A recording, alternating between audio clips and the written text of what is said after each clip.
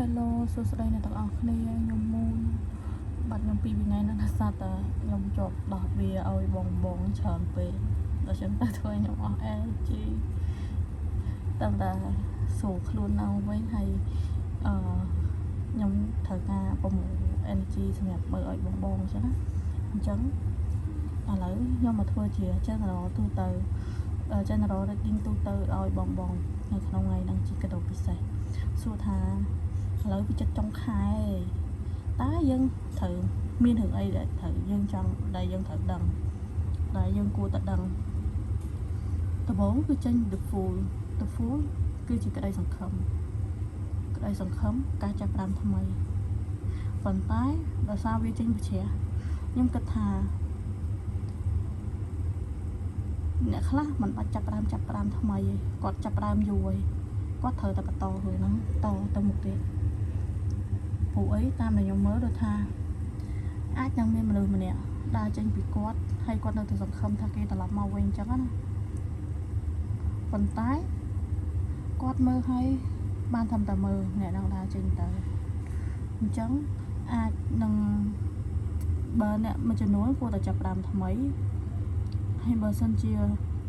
មិនបាច់ចាប់ផ្ដើមថ្មីទេ move on ចោលមើលអ្នកថ្មីវិញព្រោះអីចេញthe king of cup មក king of cup មានន័យថាមានថាពលសាហាថ្មីនឹងចូលមកនៅចុងខែហ្នឹងដោយម្នាក់ហ្នឹងមើលទៅសិស្សសង្ហាដូចជាទេវបុត្រចឹងហើយក៏ជាមនុស្សមួយម្នាក់ដែលមានអំណោយទានល្អជាដែលមនុស្សដែលមានសប្បុរសដូចមនុស្សប្រុសហ្នឹងចឹងគាត់កំពុងតែកាន់ត្រីឲ្យទៅសត្វផ្សោតទាំងពីរគូនេះអញ្ចឹងមានន័យថាម្នាក់ប្រុសហ្នឹងគឺជាមនុស្សដែលមានបុណ្យគាត់ជាមនុស្សឲ្យទានគាត់ជួយដល់មនុស្សគ្រប់គ្នាអញ្ចឹងបើសិនជាចុងខែហ្នឹងគាត់ចូលមកនៅក្នុងជីវិតអ្នកទាំងអស់គ្នាគឺល្អមែនតើអាចនឹងជាជំរឿថ្មីដែលអ្នកទាំងអស់គ្នាគួរតែស្រឡឹងមើលហើយមួយទៀតម្នាក់ហ្នឹងគឺដូចជាមនុស្សដែលយកលុយកាក់មកឲ្យអ្នកទាំងអស់គ្នាដូចគ្នាពួកអីត្រីតំណាងឲ្យលុយបន្ទាប់មកចេញ Seven of Cup មានន័យថាឥឡូវអ្នកទាំងអស់គ្នាហ្នឹងអាចនឹងមួយចំនួនគាត់កំពុងតែមានជំរើសមិនដឹងថាជ្រើសរើសមួយណាព្រោះអីដូចម្នាក់ស្រីនេះចឹងគាត់កំពុងតែអង្គុយលើត្រីធំលើទ្រព្យសម្បត្តិលើភាពអស្ចារ្យរបៀបភាពហូរហៀសម្បូរបែប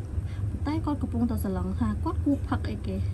ផឹកវ៉ាញផឹក cocktail ផឹក beer ឬក៏ផឹកអីដូចគ្នាអញ្ចឹងម្នាក់ហ្នឹងអាចជាអ្នកទាំងអស់គ្នាកំពុងតែមានជំរើសដូចគ្នាថាតើគួរយកអ្វីដែលស័ក្តិសមនឹងអ្នកទាំងអស់គ្នាកំពុងតែស្រឡឹងមើលអញ្ចឹងណា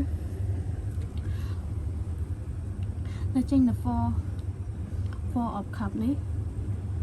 គាត់ចង់ឲ្យអ្នកទាំងអស់គ្នាធាក់ទៅនឹងការជ្រើសរើសការសម្លឹងមើលឬក៏អីហ្នឹងយើងអាចមើលបានប៉ុន្តែអ្នកទាំងអស់គ្នាក៏ជួបរឿងទុក្ខសោកមួយចំនួនដែរមួយរយៈហ្នឹងខ្ញុំអាចមើលថាដោយសារតែវាប្រឈែដល់ចឹងទៅខ្ញុំអាចមានអារម្មណ៍ថាអ្នកទាំងអស់គ្នាមួយរយៈហ្នឹងរៀងមួម៉ៅអ្នកខ្លះគាត់អាចនឹងមួម៉ៅខឹងក្រេកក្រោលច្រើនដោយសារតែឥឡូវវាចូលឆ្នាំធាតុភ្លើងឆ្នាំមីធាតុភ្លើងហើយទោះអត់តន់ចូលឆ្នាំចិនក៏ដោយប៉ុន្តែគាត់ពីសាច់នំអ៊ីទៅគឺធាតុភ្លើងហើយអញ្ចឹងអាចនឹងមនុស្សមួយចំនួនគាត់រៀងខឹងក្រេបក្រោលគាត់រៀងមានភាពក្តៅក្រហាយនៅក្នុងចិត្តដែរអញ្ចឹងអ្នកទាំងអស់គ្នាគួរតែរងាប់អារម្មណ៍រៀងស្ងប់ចិត្តហ៊ានបើកចិត្តទទួលយករឿងអ្វីដែលកើតឡើងវានឹងកើតហ្នឹងហើយយើងរំសាយអារម្មណ៍ទៅអីដែលខ្ញុំមើលឃើញថាក្នុងស្លឹកបៀក្នុងចុងខែហ្នឹងអ្នកទាំងអស់គ្នាមានជំរើសដោយសារអីវាចេញ Seven of One មួយទៀតsorry Seven of One ចេញ King of One មួយទៀតអញ្ចឹងមានន័យថាអ្នកទាំងអស់គ្នាជួប King 2 King លើក្រោមទៀតសិទ្ធិមនុស្សដែលមានអំណាចមនុស្សដែលនេះដែលខ្លាំងក្លាអញ្ចឹងអ្នកទាំងអស់គ្នាចុងខែហ្នឹងអ្នកអាចនឹងជួប ជំរឿសតកតងនឹងស្នេហានឹងចូលមកឃ្លាវខ្លាមែនតើនៅចុងបញ្ចប់គឺចេញ Seven of Swords អញ្ចឹងដូចខ្ញុំប្រាប់ចឹងតើតើនៅ Seven of Swords ហ្នឹងគឺគាត់ចង់ឲ្យអ្នកទាំងអស់គ្នា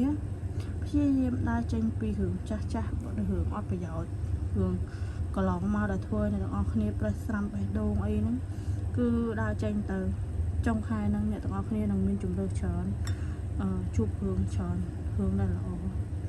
ពួកអីវាត្រូវមានរឿងអ្នកទាំងអស់គ្នាជ្រើសរើសមិនថាស្នេហាមិនថាការងារបើសិនជាអ្នកទាំងអស់គ្នានៅក្នុងតំណែងមួយដែល toxic ដែលធ្វើឲ្យអ្នកទាំងអស់គ្នា stress ឈឺចាប់ច្រើនពេកអ្នកទាំងអស់គ្នាដើរចេញទៅ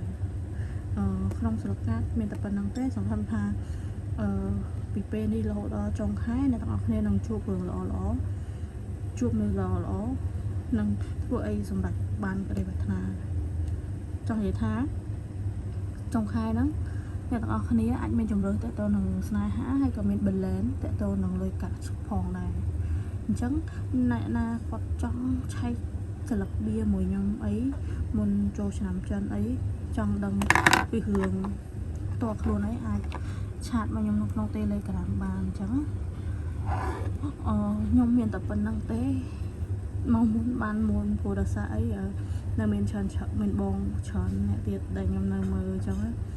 ព្រោះមួយថ្ងៃខ្ញុំមើលបានតែ 4-5 នាក់ទេខ្ញុំអាចមើលបានច្រើនទេព្រោះដោយសារអីខ្ញុំធ្វើការមកកន្លែងទៀតអញ្ចឹងអធិស្ឋានបងដែលនៅចាំទេអរគុណច្រើន